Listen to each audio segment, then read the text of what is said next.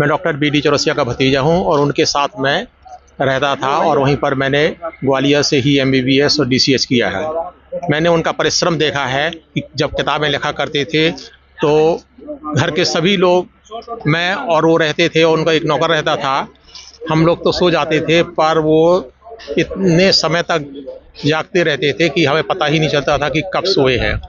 और उन किताबों को उनने मात्र 3 साल में ही पूर्ण कर लिया था और जैसे ही वो किताबें निकली थीं एकदम से स्टूडेंटों में वो इतनी लोकप्रिय हुई कि यहाँ से लेके और इंग्लैंड में सभी जगह से फ़ोन आने लगे पब्लिशर्स के पास कि भाई वो किताब का दूसरा पार्ट निकला कि नहीं निकला, तीसरा पार्ट नहीं निकला।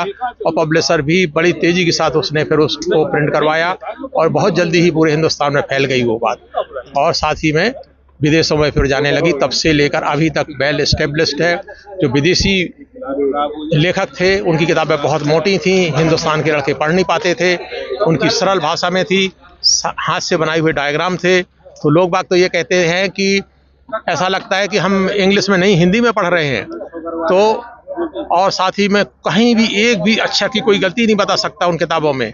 और अब तो पूरे विश्व ने मान लिया उनका लोहा और उनकी किताबों को सब कोई पढ़ता है। यहाँ पे छतरपुर में जो नवनिर्मित मेडिकल कॉलेज है वो डॉक्टर बी.डी. चौरसिया के नाम के से होना चाहिए। Doctor BD. Chaurasia medical college नाम होना ज़रूरी है क्योंकि उन्हें वो इसके लिए डिजर्व करते हैं। उन्होंने आजीवन सेवाएं दी हैं। चिकित्सक होते हुए भी उन्होंने इतने डिवोटेड होते थे कि उन्होंने शादी तक नहीं की है। पूरे सुबह से लेके रात तक पूरे बच्चों को पढ़ाना, ध्यान देना, उनको इतने पॉपुलर थे, हर बच्चा उनको चाहता था। और उनकी किताबें लिखी हुई पूरे भारत में नहीं पूरे विश्व में विख्यात है।